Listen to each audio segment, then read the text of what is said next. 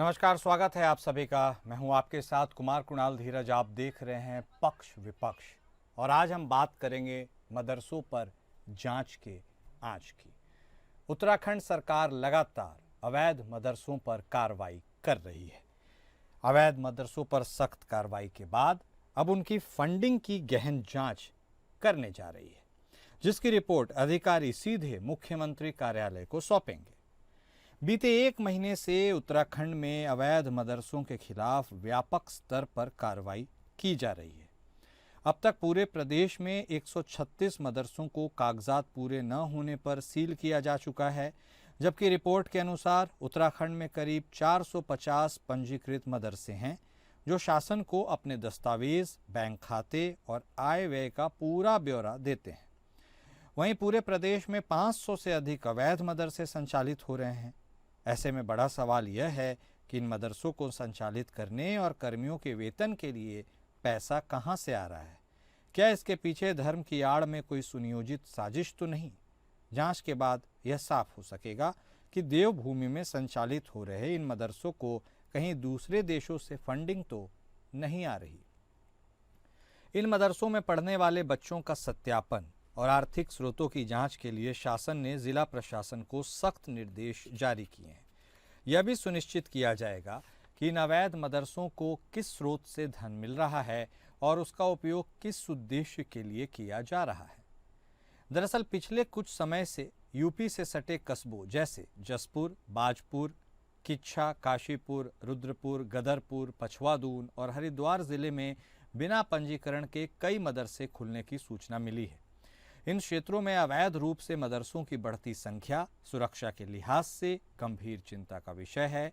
सरकार इन मदरसों के आर्थिक स्रोतों और उद्देश्यों की जांच कर आवश्यक कार्रवाई कर रही है।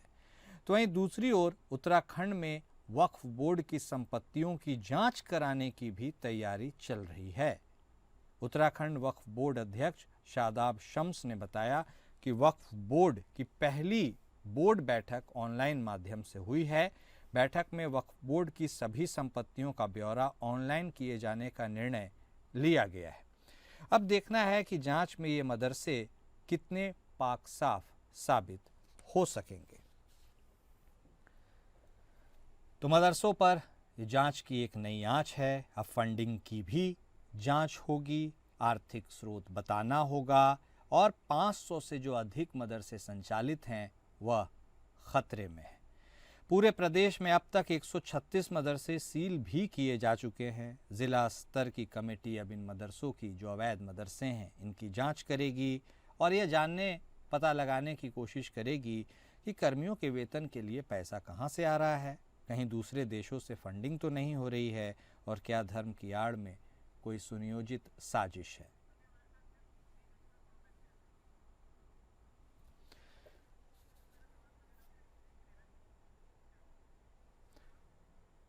तो मदरसों को अब स्क्रीनिंग के दौर से गुजरना होगा। अब एक के बाद एक उनकी फाइलें खुलेंगी, उन्हें बताना होगा वो वैध हैं, अवैध हैं, दस्तावेज दिखाने होंगे, आय व्यय का ब्यौरा देना होगा। मतलब तमाम टेक्निकलिटीज से अब दो चार होना पड़ेगा। और क्या यह उत्तराखंड की राजनीति में अब मदरसों को लेकर एक नई बिसात है? इसी पर आज हम बातचीत करेंगे। अपनी चर्चा को हम आगे बढ़ाते हैं। हमारे साथ हमारे सभी खास मेहमान जुड़ चुके हैं। हमारे साथ कांग्रेस पार्टी के तरफ से बतौर प्रवक्ता प्रतिमा सिंह जी जुड़ी हैं, भारतीय जनता पार्टी के तरफ से बतौर प्रवक्ता प्रभा बंदूनी जी जुड़ी है और हमारे साथ मुफ्ती शमून कासमी साहब भी जुड़े हैं। आप अध्यक्ष हैं मदरसा बोर्ड उत्तराखंड के। आप सभी खास मेहमान का स्वागत है।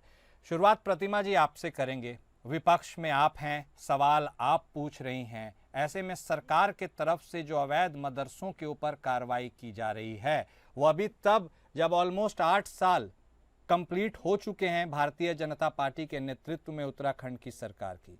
तो ये जो जांच हो रही है इसकी टाइमिंग के ऊपर भी सवाल उठाए जा रहे हैं। ऐसा कहा जा रहा है कि भाई 8 साल से आप शासन में हैं तो चीज़ें आपको एकाएक पता चलनी क्यों शुरू हुई, इतने दिनों तक कहाँ थे? यानी ये जो पूरी प्रक्रिया चल रही है उसके बारे में, इसको आप बतौर विपक्ष कैसे देखती हैं और क्या यह अब राजनीति की एक नई बिसात है? प्रतिमा जी। नहीं, देखिए, ये इसमें राजनीति नहीं है कोई, और कांग्रेस पार्टी कभी भी किसी बात पे हम राजनीति नहीं करते हैं, हम जनता के हितों की बात करते हैं। और अगर मैं बात करूं मदरसों पे आप जिस तरीके से कार्रवाई कर रहे हैं, बिल्कुल सही बात है। 8 साल से आप सत्ता में बैठे हुए हैं और जिन मदरसों को आप जो है इलीगल मदरसा कहने का कार्य कर रहे हैं, मुझे लगता है कि वो जो है इलीगल मदरसे नहीं है। उन्हें उन लोगों ने रजिस्ट्रेशन के लिए डॉक्यूमेंट सबमिट किए हुए हैं ऑफिस में, और आपके अगर आपके कार्यालय से किसी तरीके की ढीला ढिलाई हो रही है तो उन मदरसा का, मुझे लगता है उन मदरसों का कोई जो है कृत्य ऐसा नहीं है जो खराब है। देखिए, ये आप बेसिकली जो छात्रों का मौलिक अधिकार है शिक्षा का, उसका आप हनन करने का कार्य कर रहे हैं। और बिना नोटिस के कई मदरसों का जो लोग संचालन करते हैं, उनका ये कहना है कि बिना नोटिस के जो है इस तरीके का जो आप अवैध मदरसा घोषित कर रहे हैं, उन्हें सील करने का कार्य कर रहे हैं, उन्हें नोटिस भी नहीं दिया आपने। तो अचानक से सरकार को 8 सालों में ऐसा क्या नजर आ गया या ऐसा क्या हो गया कि आज आपको मदरसों की याद आ गई? देखिए, भारतीय जनता पार्टी एक चीज में बहुत महारत हासिल है उसको, ये बात मैं हर बार कहती हूँ। जब भाजपा को लगता है कि उसके पैरों से जमीन खिसक रही है सत्ता की, और विकास के कार्यों में आपका जो रिपोर्ट कार्ड है वो नील बटे सन्नाटा है, तब भारतीय जनता पार्टी को सिर्फ तुष्टीकरण की राजनीति और सांप्रदायिकता फैलाना याद आता है। मैं आपको इसी क्रम में बताऊं, निगम चुनाव से पहले आपने जो है यूसीसी का जिक्र कर दिया कि हम यूसीसी को लागू करेंगे, जिस यूसीसी का शगुफा आप 3 जो है सालों से फैलाने का जो है वो कार्य कर रहे थे। तो ये भारतीय जनता पार्टी की तुष्टीकरण की राजनीति है। ये सांप्रदायिकता फैला करके अपनी राजनीतिक रोटियां सेकने का कार्य करते हैं। और एक बात और, आपको ये समझना होगा कि अगर कोई मदरसा रजिस्टर नहीं है तो वो जो है वो अवैध मदरसे की कैटेगरी में आएगा, क्योंकि उन्होंने ड्यू प्रोसेस ऑफ लॉ जो होता है उसको फॉलो नहीं किया। अगर किसी मदरसे ने रजिस्ट्रेशन के लिए एप्लीकेशन डाली हुई है और वो एप्लीकेशन आपके विभाग में पेंडिंग है, तो आप उन मदरसों को अवैध मदरसा कैसे घोषित कर रहे हैं? तो मुझे लगता है ये सरकार की सोची समझी साजिश है। और ये अगर बुरा नहीं होगा अगर ये मैं कहूंगी कि ये कुछ नहीं, ये तुष्टीकरण है और ये एक जो है तुच्छ राजनीति जो है उसका जो है एग्जाम्पल भारतीय जनता पार्टी पेश कर रही है। ठीक है, ये एक इम्पोर्टेंट पॉइंट आपने उठाया प्रतिमा जी, और इसीलिए मैं रुक कर लेता हूं प्रभा बंदूनी जी का, वो भी हमारे साथ जुड़ी हुई हैं। प्रभा जी देखिए, एक होता है अवैध होना, इसका मतलब उसका कोई डॉक्यूमेंट कहीं एप्लीकेशन कुछ नहीं किया गया है। एक है जिस ओर इशारा कर रही है प्रतिमा जी की भाई हमने अप्लाई तो किया, लेकिन जो कार्यालय जहां से इसे पास होना था या जो भी है जिन्हें इसे पास करना था वो चुप्पी साध के बैठे हैं। आप किसे अवैध मानती हैं? और यदि यह अवैध है और ड्यू प्रोसेस फॉलो नहीं हुआ है तो इसमें जिम्मेदार क्या केवल अवैध मदरसे के संचालक हैं, या वह भी हैं जो समय रहते इन सारी चीज़ों को नहीं देख पाए? वह कार्यालय, वह अधिकारी जो इन चीज़ों को 8 साल में नहीं देख पाए अपने चश्मे से, क्या उनके ऊपर भी गाज नहीं गिरनी चाहिए? और यह यदि ऐसा होगा, अवैध मदरसों को ही सील किया जाएगा, तो ऐसे में उनके ऊपर कार्रवाई कब होगी जो अब तक आंख मूंदे बैठे हुए थे? देखिए कुणाल जी, सबसे पहले तो मैं कहना चाहूंगी कि जो हमारे अवैध रूप से मदरसे चल रहे हैं, जिन जिन मदरसों ने अपनी एप्लीकेशन दी है, जो मानकों में सही पाए गए हैं, उनको सरकार की तरफ से या मैं कहूँगी प्रशासन ने उनको मान्यता दे दी है। ऐसा नहीं है कि जो उत्तराखंड में हम कहीं हमारे प्रदेश में मदरसे नहीं चल रहे हैं या उन सबको बंद कर दिया गया है। जो वैध मदरसे हैं, जिन्होंने अपनी प्रॉपर तरीके से रजिस्ट्रेशन करवाया हुआ है, वहाँ जो बच्चे हैं वो शिक्षा ले रहे हैं, जो कि यहाँ के रूल्स एंड रेगुलेशन है कि आपको उनको एनसीईआरटी के तहत भी शिक्षा देनी पड़ेगी, ताकि हम जो वहाँ पर नौनिहाल पढ़ रहे हैं उनके भविष्य को भी हम सुरक्षित कर सके। तो वो सारे वैध मदरसे और वो चल रहे हैं। लेकिन अगर सरकार के संज्ञान में वो मदरसे हैं जब उन्होंने रजिस्ट्रेशन दिया, उसके बाद प्रशासन की तरफ से वहाँ पर कार्यवाही की जाती है, देखा जाता है, लेकिन जब वहाँ पे उनके जो मानक पूरे नहीं पाए गए, कहीं पर उनके आय के स्रोतों का नहीं पता चला, नहीं कहीं पे उनका रजिस्ट्रेशन बिल्डिंग का नहीं हुआ, जो अवैध रूप से चलाए जा रहे थे, तो अब अगर सरकार ये काम कर रही है तो इसमें गलत क्या है? अगर कांग्रेस का ये कहना है कि वहाँ पर जो बच्चे पढ़ रहे हैं उनको ये अवैध रूप से पढ़ रहे हैं तो उनको पढ़ने दीजिए, वहाँ पर कार्यवाही आप मत कीजिए, तो उनकी शिक्षा की गारंटी कौन लेगा? तो मैं कहूंगी ये तो कांग्रेस पार्टी है जो तुष्टीकरण की नीति करती है, राजनीति वोट बैंक की रोटियां ये सेकना चाहती है। इनका तो मैं कहूँगी विपक्ष का काम ही यही है। आएंगे आपके पास।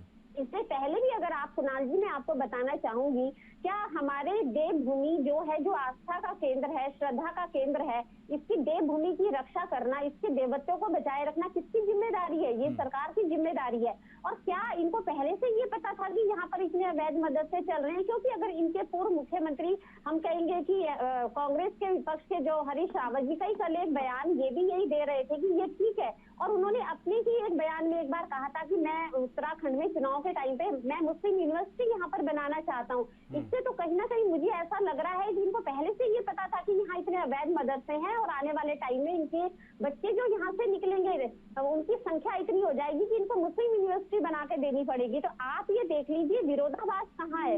विरोधाभास तो कांग्रेस की नेताओं से मुझे नजर आ रहा है कि जिनको पहले से सब कुछ पता है कि उत्तराखंड में अवैध चल रहे हैं, इनको चलने दो। इनकी सरकारों ने पूरा संरक्षण उनको दे रखा है, इनको कोई फर्क नहीं पड़ता है उत्तराखंड की हम कहेंगे सुरक्षा से। तो इन्होंने उनको पहले ही कहा है कि हम आपके लिए यूनिवर्सिटी बनाएंगे, आप चलाइए, अवैध रूप से चलाइए, वहाँ पे बच्चों की शिक्षा की गुणवत्ता ठीक है, इनको कोई मतलब नहीं है।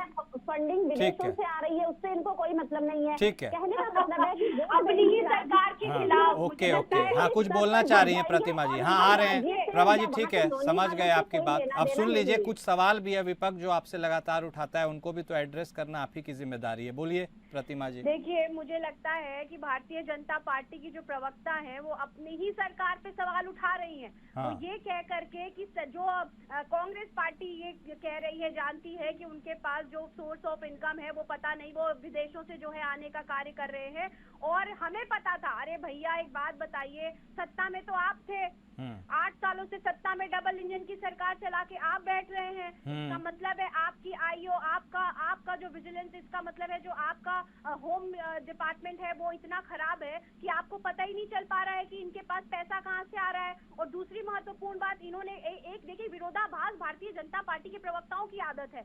आप एक तरफ कह रही है कि रजिस्ट्रेशन तो हो गए थे, लेकिन उनके पास अगर इंफ्रास्ट्रक्चर नहीं था और कई मानक उन्होंने पालन नहीं किए थे, इसलिए उसे बंद करने का कार्य किया। अरे भैया एक बात बताइए, रजिस्ट्रेशन जब मदरसों का कराया जाता है, इन्हें पता नहीं है शायद, तब वहाँ पे बिल्डिंग का स्ट्रक्चर, मैप से लेकर के आपके पास फंडिंग कहाँ से आ रही है, आपके पास कितने बच्चे हैं, आप उनको शिक्षा कैसे देंगे, आपके पास कितनी फैकल्टीज हैं, ये सारी की सारी जो इन्फॉर्मेशन है वो रजिस्ट्रेशन फॉर्म में डालनी पड़ती है। अगर आप ये कह रही कि रजिस्टर्ड मदरसों को भी सील करने का कार्य किया है, तो बिल्कुल आप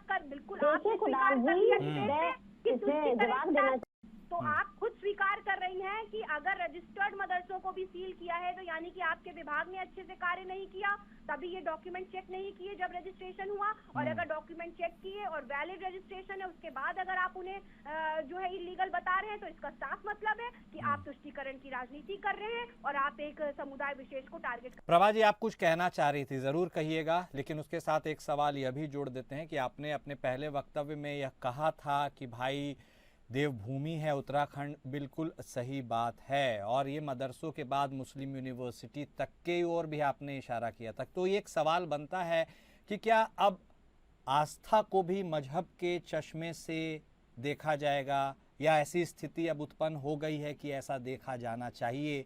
इसके ऊपर भी आप अपनी बात रख दीजिएगा, और यह ज़रूर बता दीजिएगा कि जब यह अवैध मदरसों का निर्माण हो रहा था और इनका संचालन हो रहा था, जो अब सील हो रहे हैं, उस समय जिन जिलों में ये हो रहा था, क्या उनके जिलाधिकारी सो रहे थे? प्रभा जी। जी कुणाल जी, सबसे पहले तो मैं आपको ये बताना चाहूंगी कुणाल जी कि भारतीय जनता पार्टी के लिए कोई राजनीतिक विषय नहीं है। देखिए, प्रदेश में जो सरकार है वो बिल्कुल अपना, मैं ये कहूँगी, एक दायित्व निभा रही है। अगर इससे पहले भी आपने देखा होगा, ये जो कार्रवाई करना है, अवैध अतिक्रमण जितने भी हमारे राज्य में, वो पिछले 2 वर्षों से काम चल रहा है। अगर हम जल जंगल जमीन की बात करते हैं, तो हमारे पहाड़ों में जो वन भूमि है उसमें इतने अवैध रूप से धार्मिक अतिक्रमण हुए थे, उसमें हमने 5000 एकड़ से ज्यादा जमीन सरकार में निहित की है। तो देखिए, ये कह देना कि टाइमिंग को लेकर ये सब हो रहा है, ऐसा कुछ नहीं है। अगर सरकार को ये सब करना होता तो हम शायद चुपचाप बैठे हुए होते, लेकिन हमारी भारतीय जो जनता पार्टी की सरकार है, हमारे धामी जी की जो सरकार है, उनका केवल एक ही मकसद है कि जो हमारे बच्चे मदरसे में पढ़ रहे हैं, उनका एक विजन है, उनका विजन है मदरसों को मॉडर्न मदरसा बनाना। कल ही बस हम ये कहेंगे, बस बोर्ड के हमारे अध्यक्ष हैं, या हम कहेंगे जो मदरसा बोर्ड के अध्यक्ष हैं, खुद जो मदरसा को हम कहेंगे उनकी भूमिका इसमें रहती है, उन्होंने खुद ये उनका बयान आया है कि जो सरकार की कार्यवाही है वो उचित है। अगर हम वहां पर ये पता लगा रहे हैं कि बच्चों को किस गुणवत्ता की आप शिक्षा दे रहे हैं, तो बताइए कुणाल जी इसमें क्या बुराई है। अगर हमारे बच्चे भी कल को वहां से निकलकर डॉक्टर इंजीनियर बने, उनको भी हम विकास की मुख्य धारा से जोड़ना चाह रहे हैं, तो इसमें कौन सी बुराई है। और अगर प्रशासन की जिम्मेदारी ले रहा है, वो वहां पर जाके पता कर रहा है, तो क्या इसमें कोई गलत काम है? इसमें कौन सा राजनीतिक चश्मा आ गया जो ये विपक्ष इसको राजनीतिक दृष्टि से देख रहा है। तो मेरा कहने का ये मतलब है कि भारतीय जनता पार्टी के लिए ये वैसे ही है जैसे अवैध अतिक्रमण हमारे उत्तराखंड की देवभूमि ना हो, क्योंकि समय समय पर जब कभी कोई अतिक्रमण होता है तो विपक्ष तब उसमें भी हंगामा करते हैं, क्योंकि इनको केवल आज ये विकास की जो हमारी एक हम कहेंगे लहर और गंगा प्रदेश में बह रही है, उससे विपक्ष विकास की गंगा, अरे भाई ये विकास की गंगा है कि उसके पास कोई मुद्दा ही नहीं है। अब उनको ये लग रहा है कि अगर मदरसों पे भी हम लोग कार्रवाई कर रहे हैं या वहाँ के बच्चों को अच्छी शिक्षा देने की और हमारी धार्मिक सरकार का विजन है, तो ठीक है प्रभा जी, विरोध आ रहा है। आप ये बताइए कौन से मदरसे के संचालक है जो विरोध कर रहे हैं? ठीक है, शिक्षा नहीं आप ठीक कह रही हैं, आप ठीक कह रही हैं, नहीं ठीक है, देखिए ठीक है प्रभा जी, रजिस्ट्रेशन करवाएंगे। तो विपक्ष को इन सब चीजों से बाहर निकलना चाहिए और मैं ये कहूंगी कि उनको तो बल्कि समर्थन करना चाहिए कि अगर हमारे राज्य में अगर कोई अवैध रूप से कोई भी संस्थान चल रहा है, तो अगर हम उसको सही कर रहे हैं तो ठीक है प्रभा जी, नहीं शिक्षा या तालीम, देखिए बात बिल्कुल सही है, प्रोग्रेसिव होनी चाहिए। आपने खुद भी उल्लेख किया कि डॉक्टर्स बने, इंजीनियर्स बने, तो एक व्यक्तित्व का नाम मुझे भी शायद ध्यान आता है, एपीजे अब्दुल कलाम साहब। क्या शुरुआती दौर में उन्होंने मदरसे में शिक्षा प्राप्त नहीं की थी? यदि की थी तो क्या वह प्रोग्रेसिव नहीं थी? और यदि प्रोग्रेसिव नहीं थी तो कैसे देश के राष्ट्रपति तक पहुंचे और उन्होंने क्या क्या किया है, ये बताने की ज़रूरत नहीं है। ऐसे में लेकिन एक सवाल कांग्रेस से भी, प्रतिमा जी, आपको लगता है कि क्या अब प्रोग्रेसिव पॉलिटिक्स धर्म के इर्द गिर्द ही ज़्यादा सिमटती सिकुड़ती हुई नजर आ रही है? और यदि ऐसा लंबे, क्योंकि बात सिर्फ उत्तराखंड की क्यों करे, बात तो औरंगजेब राणा सांगा की भी हो रही है, बात इतिहास के चैप्टर्स खोले जा रहे हैं, तो क्या अब आपको लगता है कि इसी के इर्द गिर्द भविष्य की राजनीति होगी? और क्या विकास के मुद्दों को भी अब ऐतिहासिक कैरेक्टर्स से ही बढ़ाया या घटाया जाएगा? देखिए बिल्कुल, और मुझे लगता है कि या चाहे प्रोग्रेसिव राजनीति हो या सकारात्मक राजनीति हो, ये भारतीय जनता पार्टी का क्षेत्र नहीं है। अगर ये भारतीय जनता पार्टी का क्षेत्र होता तो आज ये सांप्रदायिकता फैला के और औरंगजेब की कब्रें ना खुदवा रहे होते। आप समझिए, इन्होंने कहा कि धामी जी का एक विजन है, विकास की गंगा बह रही है। अब ये समझ नहीं आ रहा कि वो विकास की गंगा बह कहाँ रही है, जिसे प्रदेश के और देश के लोग 2014 से ढूंढने का कार्य कर रहे हैं कि आखिर वो विकास की गंगा कहाँ है, जो किसी को नजर नहीं आ रही हो। ये ऐसा विकास है जो कभी पैदा नहीं हुआ, लेकिन भारतीय जनता पार्टी इसका पालन पोषण जो है 2014 से करने का कार्य कर रही है। बाकी सबको नजर आ रही है। देखिए सामना करना पड़ा और जो आने वाले हमारे एक एक करके आपको हार का सामना करना। जी ठीक है प्रभा जी, आपसे भी एक दोनों साथ में बोलिएगा तो कुछ समझ नहीं आएगा किसी को, आएंगे फिर आपके पास भी। अगर आपके बीच में बोलेंगी तो मैं पूरे डिबेट में आपको बोलने नहीं दूंगी। नहीं ठीक है, बोलिए प्रतिमा जी, बात करेंगे तो आपको बताना पड़ेगा ना। प्लीज एक एक करके बात कर लीजिए। बातें करी, मैं बीच में बोलती तो आप एक शब्द नहीं बोल पाते। अब सुनिए, दूसरी महत्वपूर्ण बात जो ये है, आप कह रहे हैं कि धामी जी का विजन है मॉडर्न मदरसा बनाने की।